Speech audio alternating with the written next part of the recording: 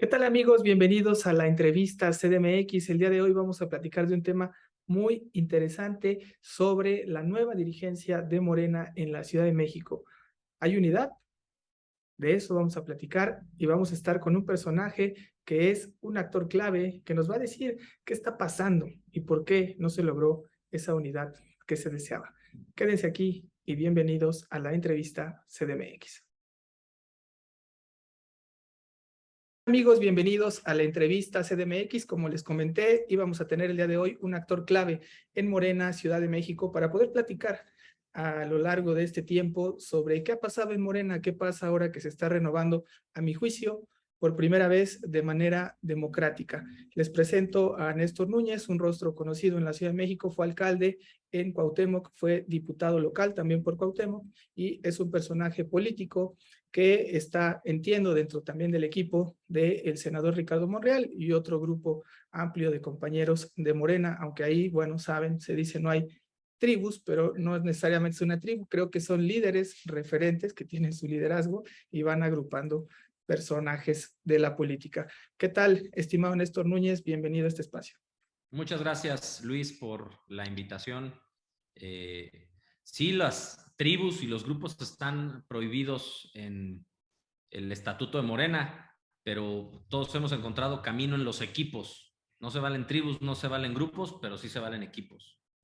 Así Un poco es, por ahí más bien, ¿no? es importante, creo que también señalarlo y que la gente lo sepa, porque a veces se generan esas confusiones de si unos están aquí y allá, pero creo que hay liderazgos, se van siempre haciendo estos liderazgos y los grupos van caminando en función de ello. Pues hay afinidades, hay filias y por supuesto también, lamentablemente, en la política siempre hay fobias y eso genera que pues cada quien se vaya identificando no solo con liderazgo, sino con propios compañeros con los que comparte, como te decía, gustos, afinidades y filias, y otros pues con los que hay menos condiciones de entendimiento y bueno, pues se va uno, otra vez, no hay grupos, pero se va uno acuerpando en el acompañamiento político al interior del instituto político, ¿no? Así es. Una parte que te quería comentar y que me gustaría que nos explicaras es irnos al origen. 2015, Morena cobra su fuerza política, gana por ejemplo, Cuauhtémoc con Ricardo Monreal, se vuelve un personaje importante dentro de la Ciudad de México. Después tú llegas ahí a la alcaldía en Cuauhtémoc, tú ya eras en ese momento diputado. Morena estaba en otra cuestión como oposición, no como partido en el poder. Y todo ese tiempo, hasta donde yo recuerdo, pues la dirigencia en la Ciudad de México había estado en manos de Martí Batres y a partir de ahí yo recuerdo que se vino haciendo nada más una especie de delegación de la representación, sin que fuera necesariamente un proceso abiertamente democrático como se conoce. Es hasta que el tribunal ya les permite o los obliga más bien a reordenarse, deciden ir a esta elección interna, que también pues es un proceso histórico para Morena, donde dan una elección interna para definir a sus cargos, pero lo que se ha dicho hasta el día de hoy es que no es así, por lo menos no en el discurso oficial del partido, ni también de algunas partes de las bases de Morena. Tienen otras versiones y tú has sido una de las voces disidentes. Quería ver si nos puedes como que narrar un poco la historia de cómo empieza y por qué hemos llegado a donde estamos y si en verdad estamos en un modelo de dirigencia democrática como lo merece, yo creo, Morena. Bueno, mira, Morena surge con su primer comité ejecutivo nacional y su primer comité ejecutivo estatal en noviembre, entre septiembre y noviembre del 2012, cuando la Asociación Civil Morena, que se constituyó en el 2011 para cuidar las elecciones presidenciales del 2012, fundamentalmente que no hubiera fraude electoral, se reúnen en asambleas distritales y consultamos a quienes simpatizamos, quienes fundamos Morena, si había que convertir a Morena en partido o no. En los 300 distritos electorales federales ganó el sí y nos convertimos en partido. Y en aquel momento se escogieron y se votaron conforme a nuestro estatuto los primeros comités ejecutivos estatales y el primer comité ejecutivo nacional. En el caso de los estatales, aquí en la Ciudad de México quedó encabezado, si mal no recuerdo, por Eduardo Cervantes, en una asamblea en la ciudad y se votó que él fuera el presidente de Morena en la ciudad. Y en el caso nacional quedó el compañero Martí Batres Guadarrama, que fue votado como presidente del Comité Ejecutivo Nacional. Andrés Manuel López Obrador quedó como presidente del Consejo Político Nacional. En 2014 obtuvimos nuestro registro como partido político después de realizar las asambleas estatales que marcaba la ley en aquel entonces. En el 2015, como bien decías y recordabas, participamos por primera vez como partido político en elecciones intermedias en todo el país. Se ganaron distritos electorales federales. Se tuvo el primer grupo parlamentario de Morena en la Cámara de Diputados, encabezado por la hoy secretaria de Energía, Rocío Nale. Ella fue la coordinadora.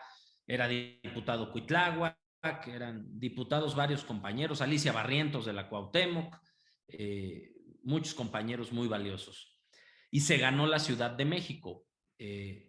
Por primera vez, no ganamos la mayoría absoluta, pero ganamos la primera minoría. Éramos 20 diputados de Morena en el Congreso de la Ciudad y se ganaron 5 delegaciones: Azcapotzalco, Cuauhtémoc, Tlalpan, Tláhuac y Xochimilco.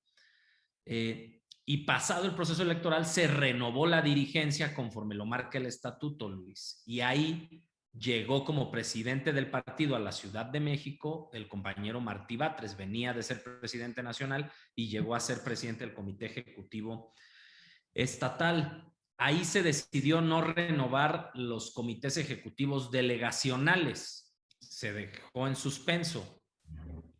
Y se mantuvo ese comité ejecutivo hasta el 2018. Se debió de haber renovado en el 2018 después de la elección, conforme lo marca nuestro estatuto. Cada 3 años después del proceso electoral federal se debe de renovar la dirigencia. Pero Andrés Manuel nos convocó siendo presidente electo, no solo para pedir licencia de su militancia porque se iba a ir a ser presidente de la República a partir del 1 de diciembre, sino también para poder hacer un llamado a que en lugar de que nos metiéramos en la renovación del partido, nos dedicáramos al proceso de transición todos y se pospusiera la renovación del partido un año. Eso generó que nos fuéramos al 2019. En lugar de renovarse en el 18, nos fuimos al 2019 y en el 19 pues ya las diferencias internas nos llevaron un poco a que no se pudiera llevar a cabo esta renovación. Se llevaron a cabo asambleas distritales, pero las discrepancias entre el Consejo Político Nacional, encabezado por Berta Luján, y el Comité Ejecutivo Nacional, encabezado por Jacob Polensky, y la discrepancia fundamentalmente con el tema del padrón, llevaron a que el tribunal, como bien decías, anulara el proceso, nos ordenara reponerlo y nos ordenara también crear un nuevo padrón. Y en el marco de esa sentencia, en marzo del 2020, cuando estábamos viendo cuál era la ruta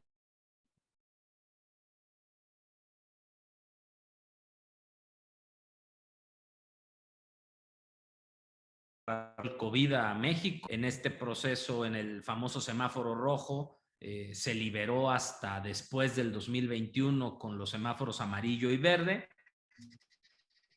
Y ahora, en cumplimiento de aquella sentencia, el Comité Ejecutivo Nacional emitió ya no el convocatoria para renovar las dirigencias estatales y a completar la dirigencia nacional. En todo este proceso, tú recordarás que el INE realizó una encuesta para definir la presidencia del partido, que recayó en manos de Mario Delgado a través de una encuesta, y la Secretaría General en manos de Citlali Hernández. Entonces, en este proceso se están renovando dirigencias estatales, consejos estatales, Congreso Nacional, Consejo Nacional y el resto de carteras del Comité Ejecutivo Nacional que no están resueltas. Solo está resuelta la presidencia y la Secretaría General. Y en ese proceso estamos. No se han terminado de llevar a cabo todos los consejos estatales. Apenas este fin de semana que pasó se llevaron a cabo algunos, pero también se repusieron asambleas distritales que no se pudieron llevar a cabo entre el 30 y 31 de julio. Y este fin de semana tendremos otros consejos estatales para que el 16 y 17 de septiembre tengamos el Congreso Nacional. Como bien decías, en el 2018, por lo menos aquí en la ciudad, Martí Batres se fue de senador, ganó la elección junto con Andrés, con Claudia y con muchos de los que participamos en aquel proceso. El secretario general, que es quien debía quedar en lugar de Martí, Alfonso Ramírez Cuellar, ganó un distrito electoral en Tlalpan y el comité ejecutivo de la ciudad se quedó acéfalo, se quedó sin cabeza, porque el estatuto no habla de que el secretario de organización o el otro sustituya al presidente. Eso es un tema que solo se da entre el presidente y secretario general. Y pues se nombraron a 2 compañeros que fungieron como presidentes aquí en el partido. 3, de hecho.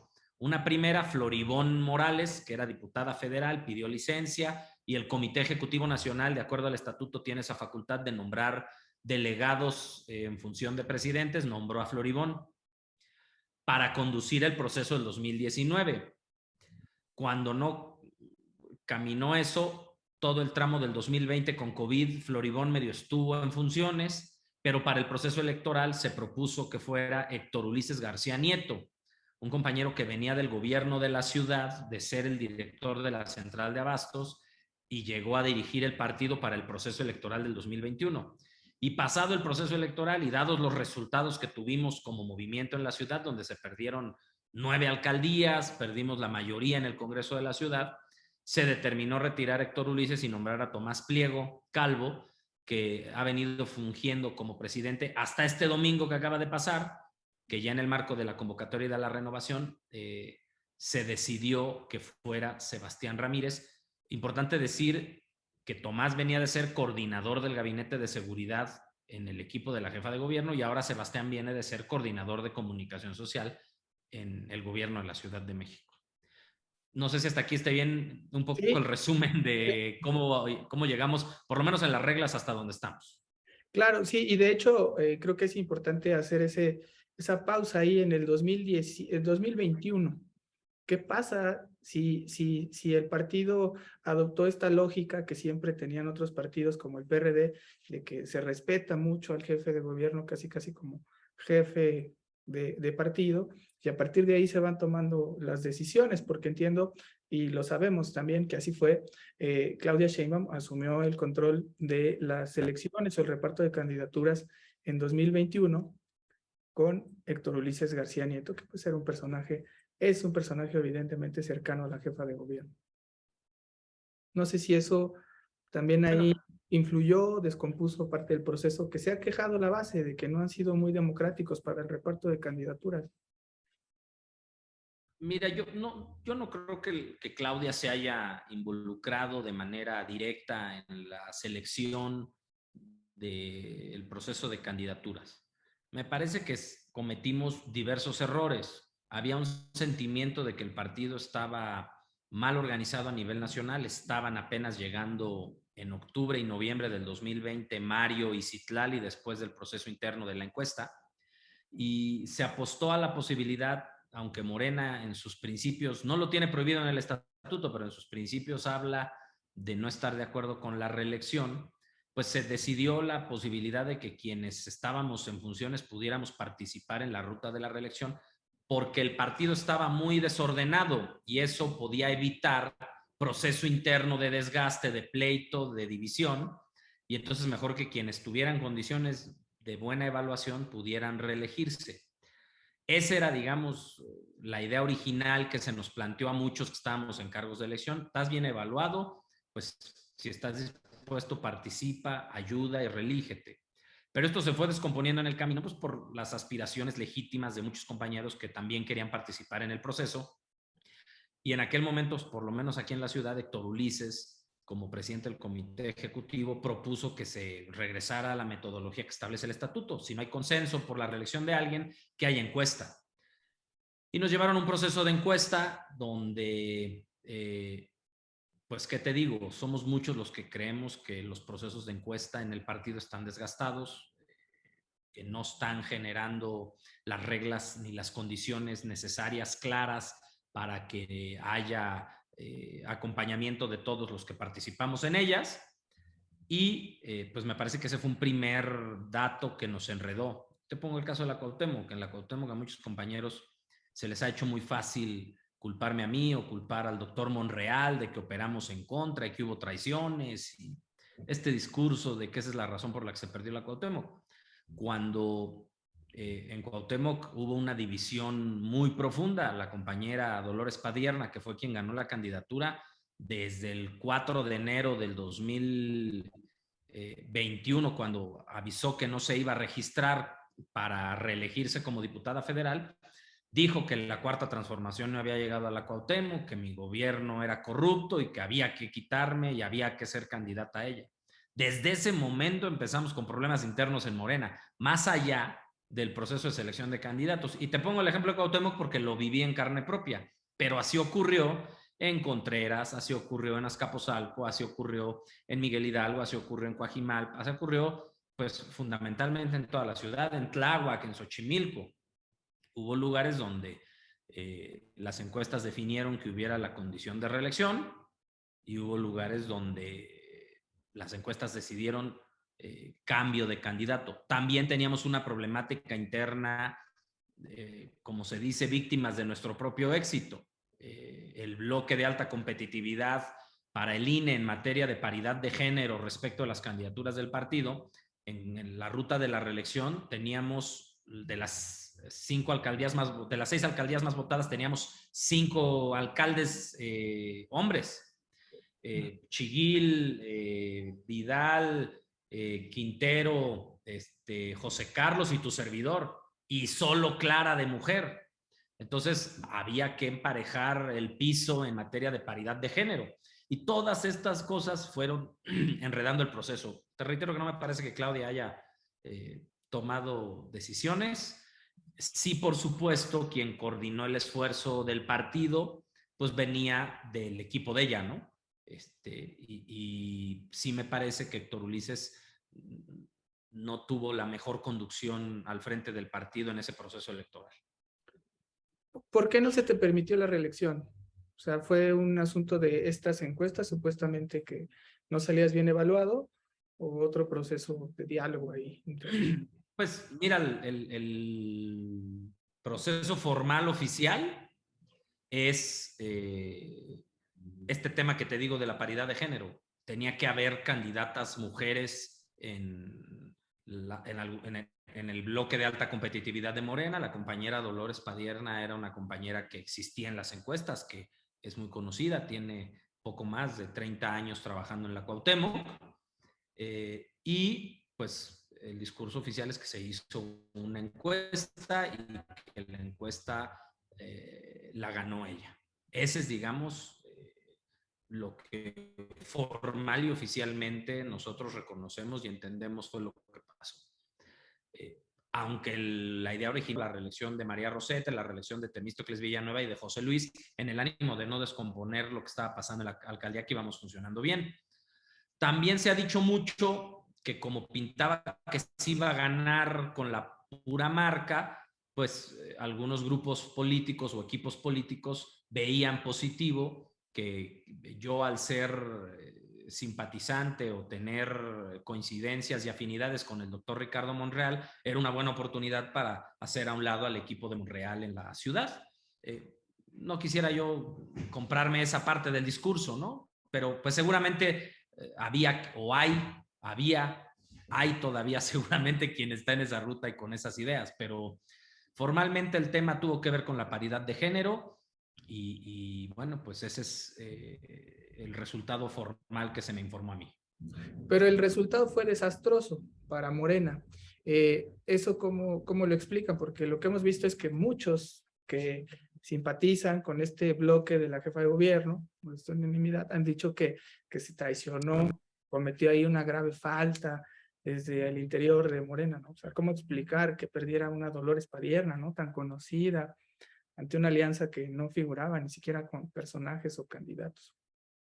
Yo creo que tiene que ver con varios factores, Luis. El primero, creo que es un análisis que tenemos que hacer todos los que militamos en Morena y que entendemos el proceso de la ciudad, es que hubo un voto organizado de la clase media, de la clase alta, en contra de Morena, y no tuvo que ver en favor de candidato alguno. Fue un voto organizado contra Morena, contra quien le pudiera ganar a Morena. Ese me parece que es el primer factor. Es un voto que probablemente por la soberbia de los resultados que nos daban las encuestas, no le pusimos atención quienes estábamos gobernando o quienes estaban de candidatos. Me parece que eso es lo primero que ocurrió. Y lo segundo, la división interna. Ya te decía yo que incluso antes de definir la candidatura, pues Dolores ya había cantado Tiro conmigo, pues por supuesto yo no me quedé callado. Y así fue ocurriendo en muchas alcaldías. Esto generó no solo que hubiera una división entre la compañera Padierna y tu servidor, sino que esto normalmente se va hacia abajo y los compañeros que simpatizan con uno y que simpatizan con otra, pues empiezan también a chocar. Y eso empieza a generar rispideces innecesarias cuando hay un proceso o hay una dirigencia responsable que acompaña el proceso y ayuda a que no haya rupturas. Luego vinieron las designaciones de las candidaturas a diputados y eso generó un proceso muy parecido. Se permitió que se inscribiera todo mundo, Luis. No se hizo un trabajo político previo, que es algo que pasó también ahora. Llegamos a tener 200 compañeros y compañeras para candidatos a consejeros nacionales. Eso generó molestias y gente lastimada porque no quedó en el consejo como congresista nacional. Entonces, un poco es parte de ese tema. Y por supuesto, yo creo, esta es una opinión personal, yo voté por Dolores Padierna institucionalmente por acompañar el movimiento, pero me parece que a final de cuentas la ciudadanía anda buscando también caras nuevas. Dolores fue delegada del 2000 al 2003 y me parece que teníamos que haber ofrecido un proyecto y caras nuevas. Probablemente no la mía, pues también hay que asumirlo, pero creo que ahí hay un reto importante para el movimiento. Nosotros en el 2021, Luis, presentamos candidatos a muchos cargos de elección popular en la Ciudad de México que fueron candidatos en el 2000 por el PRD. Pues también ahí hay algo que asumir. Gran parte del PRD está hoy en Morena. Gran parte del PRD ayudó a fundar Morena. Y no podemos caer en estos discursos de exclusión o de no pueden venir cuando pues la realidad nos ha rebasado, ¿no? Entonces, me parece que son una serie de factores que se fueron acomodando los que nos llevaron a esta derrota, que además, déjame decirte con mucha responsabilidad, creo que no vimos venir. O sea, la sufrimos el día de la jornada electoral. No estábamos listos para una derrota. Sí, de hecho yo recuerdo por ahí más de 25,000 votos en un distrito de la Roma al PRI, que es una votación elevadísima, que incluso Histórica. imposible que la pudiera tener alguien en mente como de estructura de los que operan elecciones, de medir, decir, Claro. o sea, se salió de control en ese sentido. Cualquier cálculo político que se pudiera tener sorprendió. Pero ¿qué pasó ahí? Porque hemos visto que a varios alcaldes que perdieron, Hugo Romo, otros compañeros, se fueron o se han estado ahí sumando al equipo cercano, como decíamos al principio, con quien simpatizas, con la jefa de gobierno, y los han ido retomando. En un principio se hablaba que tú también ibas a sumarte, que te iban a dar a lo mejor alguna cartera en el gabinete federal de la Ciudad de México, también se te candidateó a dirigir Morena en la Ciudad de México, pero hemos visto que no pasó nada de eso. Pues supongo un poco, primero, pues terminé mi gestión como alcalde, Luis. Yo creo que eso, hoy ya pasado el tiempo, creo que es lo correcto. Creo que ese debe haber sido mi plan original. Hoy, otra vez, a toro pasado, a veces es más fácil decirlo, pero hoy estoy más convencido de que la reelección en un cargo como lo son las presidencias municipales y las alcaldías no son la fórmula idónea. Creo que uno se debe dedicar a trabajar los 3 años y dar la oportunidad a alguien más. Por supuesto, puede ser del mismo equipo, puede ser un proyecto parecido o de continuidad, pero me parece ahora de manera muy contundente que por lo menos yo, en el caso de los ejecutivos, no estoy a favor de la reelección. Y sí se me invitó a participar en algún momento en el gabinete federal, pero estas acusaciones de traición metieron ruido, metieron grilla a decir que habíamos traicionado al movimiento. Eso generó una pausa en esa posibilidad. Hubo en algún momento invitación a participar en el comité ejecutivo estatal acompañando en su momento a Tomás Pliego. Luego no se concretó ese ánimo que se había planteado. También hubo invitación a acompañar el proceso de Claudia, tampoco se concretó. Yo quisiera pensar que han sido coyunturas fundamentalmente pues de los momentos que hemos ido viviendo en el movimiento, Luis. No quisiera atribuirlo a una causa o a una condición específica. Te puedo decir que sigo dando la lucha y el acompañamiento y la defensa de la Cuarta Transformación, de la cual soy firme creyente, y del movimiento obradorista, desde la trinchera que me toca estar ahora. Entonces, no se acomodaron, tienes razón, Raimundo Martínez Vite, Víctor Hugo Romo, la propia Pati Ortiz acabó en el Gabinete Federal como delegada del Infonavit en la ciudad. Han ido encontrando acomodo administrativo, y yo también ya encontré acomodo administrativo ayudando y acompañando al presidente de la Junta de Coordinación Política y líder de Morena en el Senado de la República, Ricardo Monreal, con quien he venido trabajando desde hace 16 años. O sea, tampoco es un tema de que nadie supiera, ¿no? Sí, claro. Y entonces ahí te mantendrás. ¿Y qué pasó en este proceso que decidiste al final no participar, ya que se venía esta oportunidad de poder votar, de poder elegir democráticamente una dirigencia?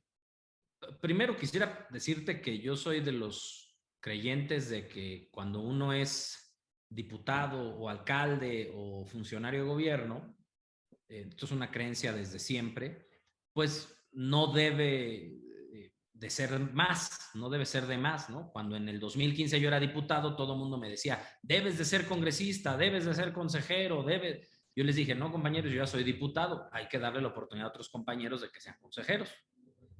Me parece que es lo lógico, me parece que es lo correcto, porque eso permite la inclusión, la renovación de cuadros, la formación de dirigentes. Y ahora que no tengo ningún cargo, pues justo decidí participar para ser consejero, congresista nacional, coordinador distrital y consejero estatal de Morena en la Ciudad de México. Y pues participé en las jornadas selectivas del 30 y 31 de julio. Ya también lo escribí en alguna columna. La verdad es que fueron jornadas lamentablemente muy desasiadas. La nueva regla de que el tribunal nulificó y desapareció nuestro padrón nos obligó a implementar un mecanismo nuevo de funcionamiento para integrar un padrón nuevo. Y la decisión que tomó el Comité Ejecutivo Nacional fuera que quien quisiera participar pudiera participar, visitar a la asamblea electiva, llevar a su formato de afiliación, su credencial de elector, y ya con eso quedaba afiliado y podía participar en la asamblea.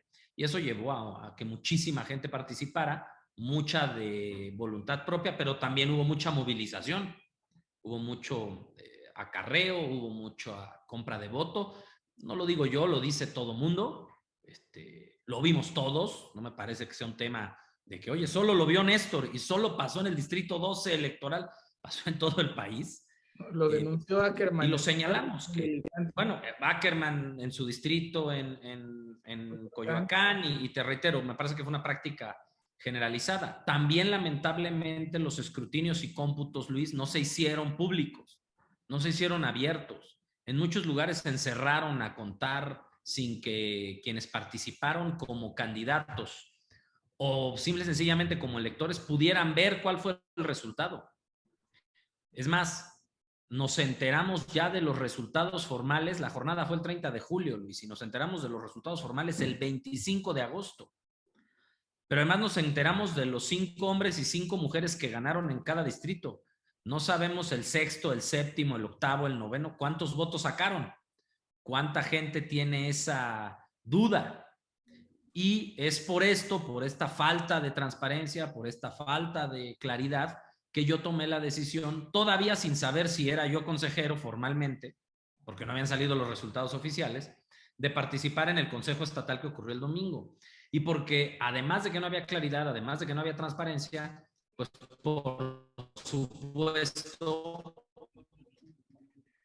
ya también veíamos y ya también sabíamos, ustedes como medio lo traían, quienes se asumía iban a ser consejeros, en favor de una propuesta de presidente y una propuesta de secretaria general. Pues dijimos, no podemos acompañar ese proceso.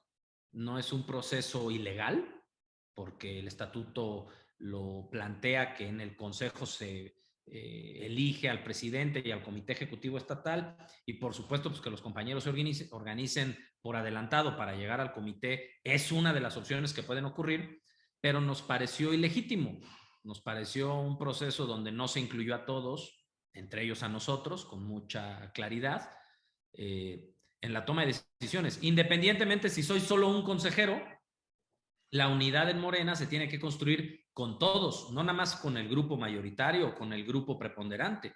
La unidad se tiene que construir con todos. Yo puedo decir, no es que la unidad es mi familia y yo, no. La unidad tiene que ser construida con todos. Entonces, por eso no digo que sea un proceso ilegal de ninguna manera.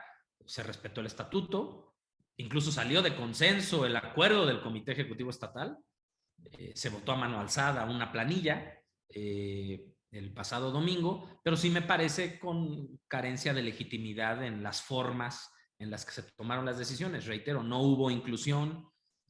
Todo el Comité Ejecutivo Estatal tiene vínculos con los liderazgos institucionales de las alcaldías.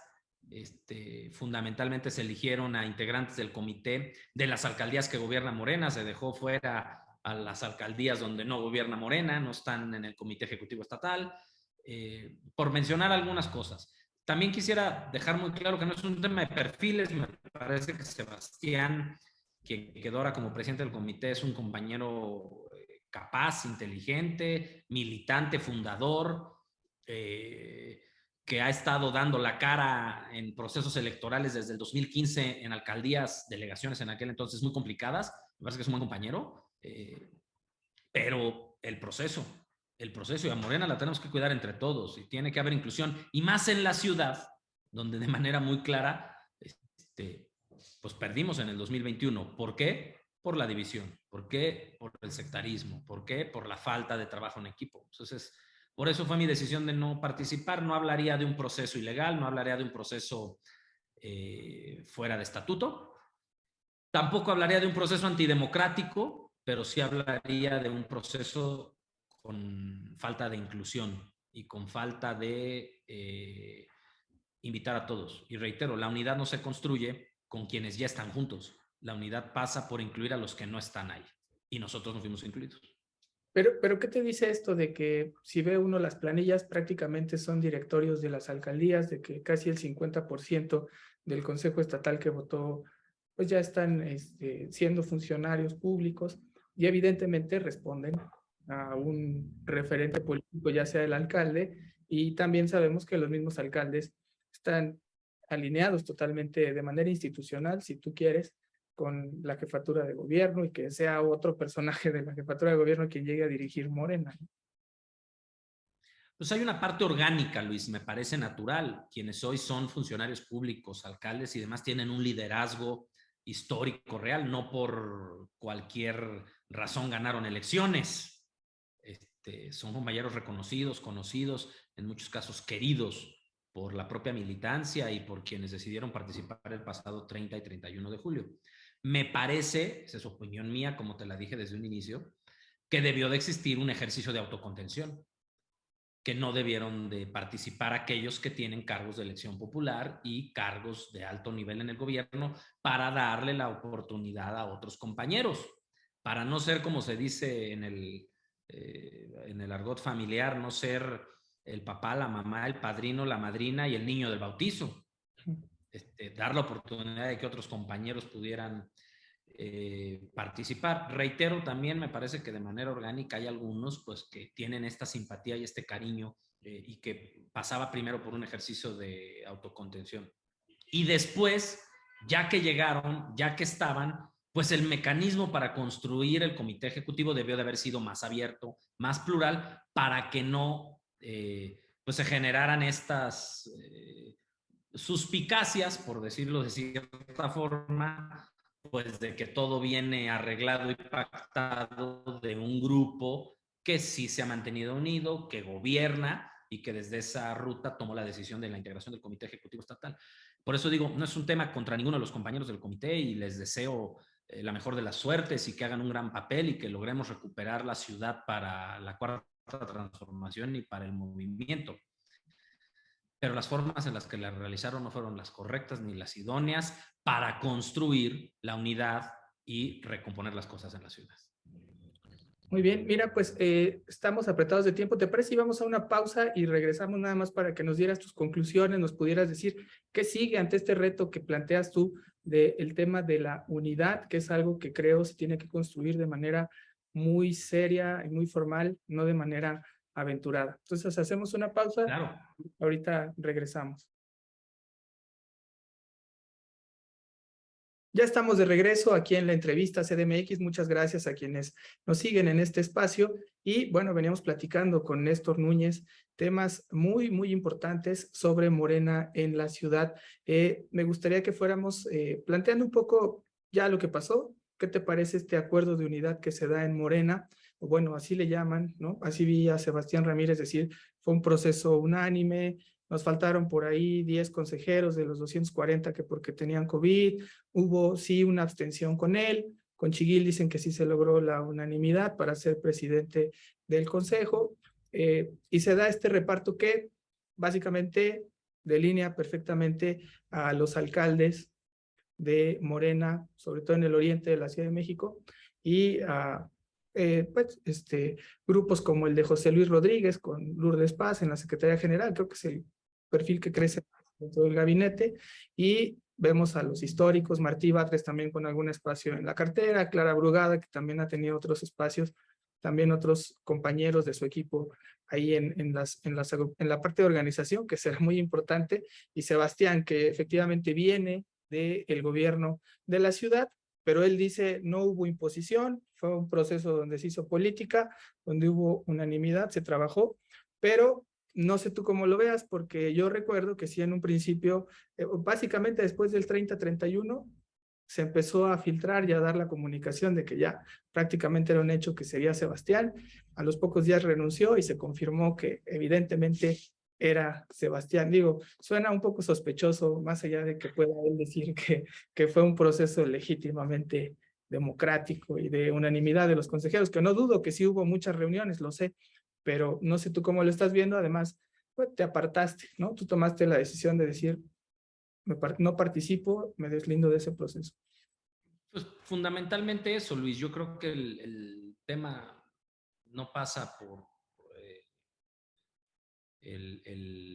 la designación final de Sebastián, que como te decía, no es un tema de perfil. Yo creo que Sebastián es un buen compañero. Es un tema del proceso. Te pongo un ejemplo. A mí Sebastián me buscó el 3 de agosto, 3-4 de agosto. Yo no estaba en la Ciudad de México por un tema familiar, y cuando nos volvimos a buscar el 6 de agosto, ya estaba tomada la decisión, ya era público, como bien dices ahorita, ya todos sabíamos que iba a ser Sebastián. Ya no lo vi, volví a platicar con él apenas ahora este viernes, y le manifesté lo mismo que te estoy diciendo a ti. Le dije, maestro, ojalá el proceso hubiera sido distinto, el domingo estaríamos ahí votando por ti, porque no es un tema del perfil, es un tema del proyecto, es un tema del proceso, es un tema de la unidad y de la inclusión. Yo difiero del discurso de la unanimidad y de la unidad. No estamos todos ahí, no nos sentimos representados todos ahí.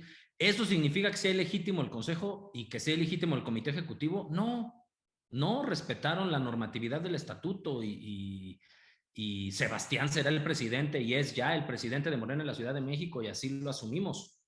Esperamos por el bien del movimiento que le vaya muy bien, y en la parte que nosotros tengamos que aportar, sí se nos invita, sí se nos incluye, sí se nos convoca, no a avalar procesos, a construir, a recomponer las cosas. La unidad la tiene que convocar quien está en el poder, y en este caso Sebastián está encabezando la dirigencia del partido.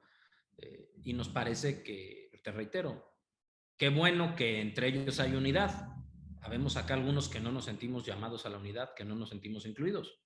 Ojalá la dirigencia lo tome en cuenta y diga, oye, hay que voltear a ver también a algunos compañeros que no se han sentido incluidos en este proceso, porque la unidad no se decreta, se construye, y eso es algo que no está ocurriendo.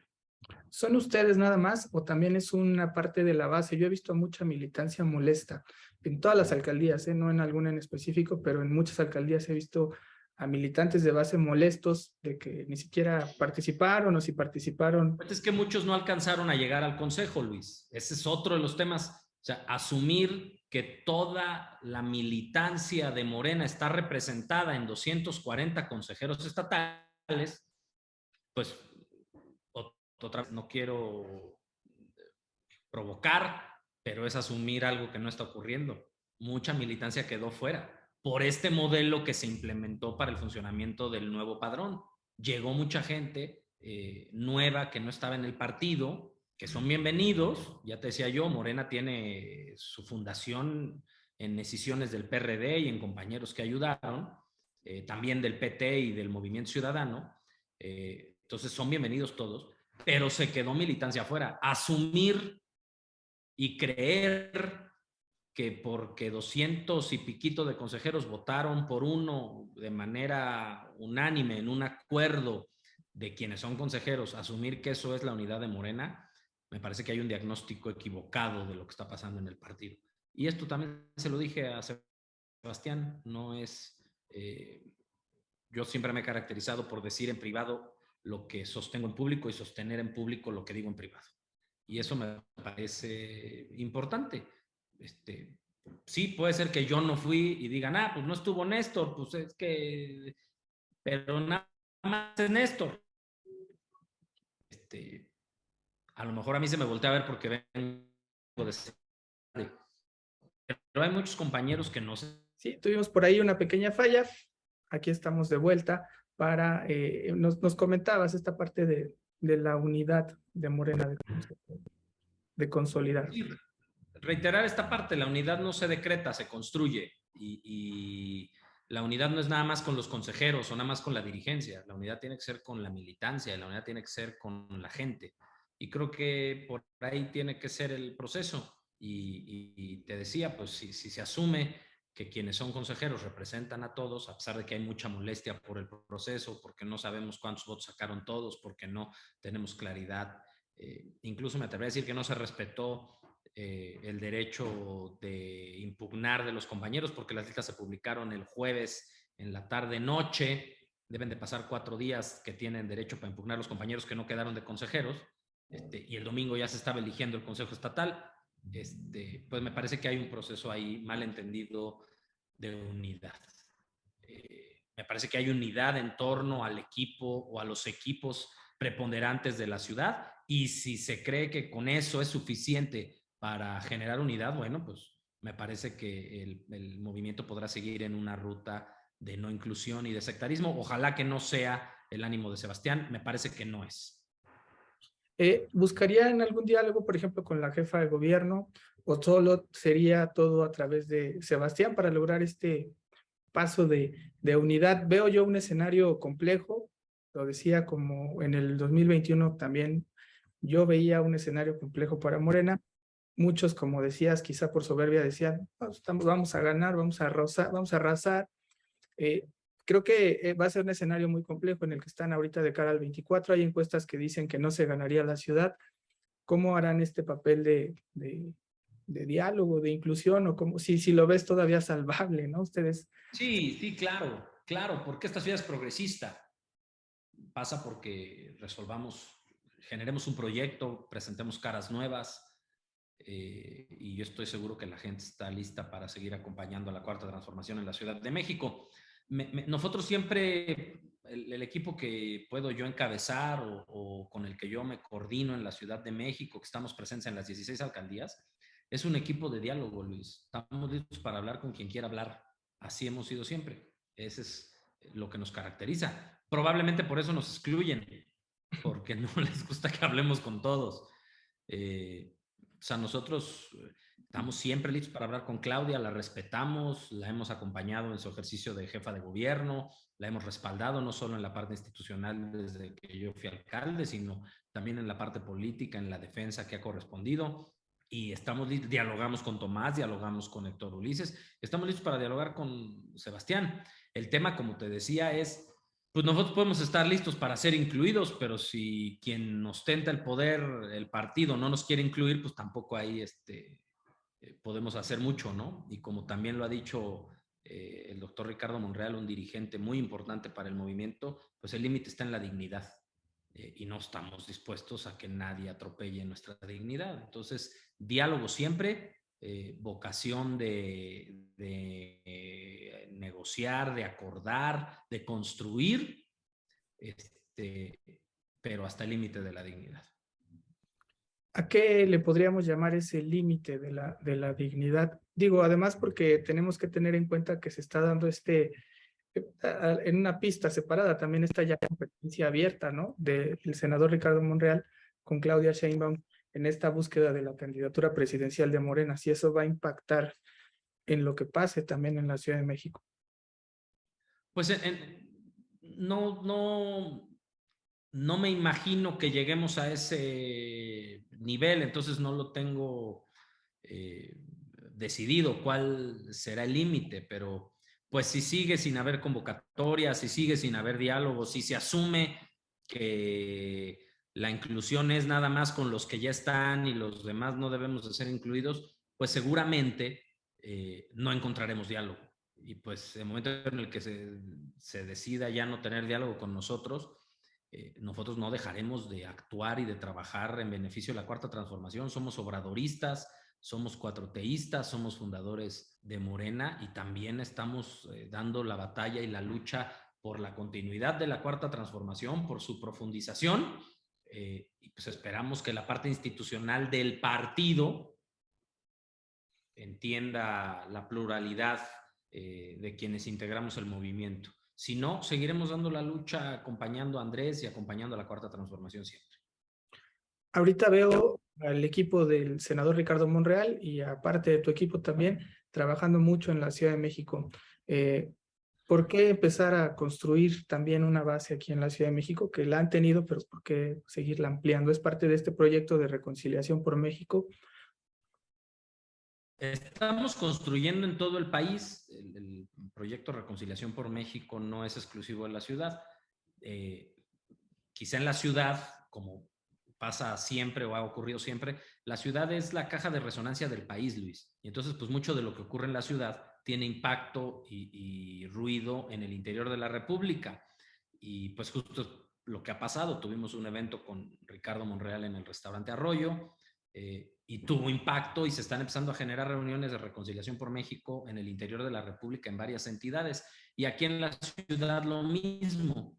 Se especula que si es que Ricardo va a pactar y va a aceptar, no es en esa ruta, no es en esa ruta. Creemos que en la reconciliación, que es algo que ha planteado de manera contundente el doctor Ricardo Monreal, y estamos construyendo en todo el país. Simple y sencillamente la Ciudad de México es una caja de resonancia muy contundente para el resto de la República y bueno, pues también aprovechando las condiciones de quienes hemos hecho trabajo político en la ciudad.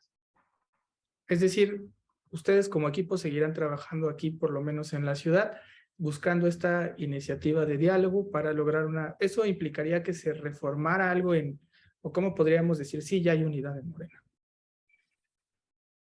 Pues si hay inclusión, y la inclusión no es nominal, ¿no? Porque luego también eso, algunos compañeros lamentablemente han entendido eso. Ay, te damos unos COTS o te damos no es por ahí. Nos interesa construir el proyecto del 2024 para la ciudad. Nos parece de manera importante que la Ciudad de México requiere una actualización en el modelo de gobierno. La cuarta transformación a la Ciudad de México llegó en el 2000, Luis, no en el 2018. Andrés Manuel estuvo aquí 2000-2006 y este modelo de gobierno que él está implementando y implantando en el gobierno federal tiene ya un rato funcionando en la ciudad y necesitamos darle una actualizada con los principios de no mentir, no robar, no traicionar, con los principios de por el bien de todos, primero los pobres, de la austeridad republicana, pero sí necesita una actualización. La cuarta transformación llegó en el 2000 a la Ciudad de México y con la excepción de algunos lapsos del sexenio de Miguel Ángel Mancera, la verdad es que ha gobernado de manera correcta la Ciudad de México. Entonces necesitamos actualizarnos para que el electorado vea que estamos en esa condición, ¿no? Hoy cualquier aparato tecnológico requiere actualización casi cada 2 meses. Imagínate un proyecto gubernamental después de, si quitamos los 3 años del ingeniero Cárdenas, solo hablamos de que llegó Andrés, estamos hablando de 22 años de ejercicio de gobierno en la Ciudad de México. Entonces, nos parece que hay que darle una actualización, y si quien no iba a dirigir al partido en la ciudad nos quiere incluir, nos quiere invitar, quiere que participemos en esa construcción, y por supuesto se empieza a generar piso parejo para las aspiraciones legítimas de todos y todas aquellos que quieran participar en el proceso de designación de candidatos en el 2024, ahí estaremos acompañando al partido. Si no, estaremos dando nuestra lucha desde la Cuarta Transformación, acompañando al licenciado López Obrador. Muy bien, entonces la ruta que tú ves es diálogo y unidad. Solo así podrían retener la ciudad en 2024. Sí, yo creo que es lo que nos está exigiendo la ciudadanía. No es solo una opinión mía. Yo creo que la gente está esperando proyectos, está esperando caras nuevas, está esperando unidad y por supuesto diálogo. Esta ciudad siempre ha sido punta de lanza, Luis, del movimiento progresista. Desde la llegada del ingeniero Cárdenas, desde el temblor del 85, desde el proceso del 71 y del 68. No hace falta que yo lo diga. Esta ciudad siempre ha sido la punta de lanza de la transformación política del país. Entonces, me parece que el reto es importante y ojalá lo podamos enfrentar unidos a través del diálogo y de la inclusión. Perfecto. Entonces esperaremos esos tiempos, y yo nada más por último te preguntaría si crees que se tiene que dar esta apertura, como yo le llamo amorosa, que hizo Andrés para lograr precisamente una votación histórica en el reto del 2024, que me parece será complejo, con características totalmente distintas por lo que está viviendo México y la Ciudad de México. Y también me parece muy importante el diagnóstico que dices de el ciclo de lo que conocemos como gobiernos de izquierda en la Ciudad de México, que quizá el 21 fue nada más como una pequeña muestra de que sí hay gente cansada. Sí, yo por supuesto creo que se requiere unidad, Luis. Regresando al proceso nacional, vamos al primer proceso presidencial electoral de los últimos poco más de 30 años, sin un liderazgo unipersonal, carismático, 98, 94, 2000, y como el del licenciado López Obrador, 2006, 2012 y 2018. Necesitamos a todos. Yo creo que si el candidato es Monreal, necesita a Marcelo, necesita a Claudia, necesita a Dan. Si el candidato es Adán, necesita a Marcelo, necesita a Claudia, necesita a Ricardo. Y si la candidata es Claudia, necesita a Ricardo, necesita a Marcelo y necesita a Dan. Y si el candidato es Marcelo, necesita a Ricardo, necesita a Claudia y necesita a Dan. Quien no lo entienda, quien crea que es irrelevante y que la marca solita va a poder y que la aprobación y la popularidad del presidente se le va a transferir a quien sea candidato, no está escuchando a la gente y no está en comunicación con el pueblo de México. Me parece que es importante el diálogo, me parece que es importante la inclusión y me parece fundamental la unidad.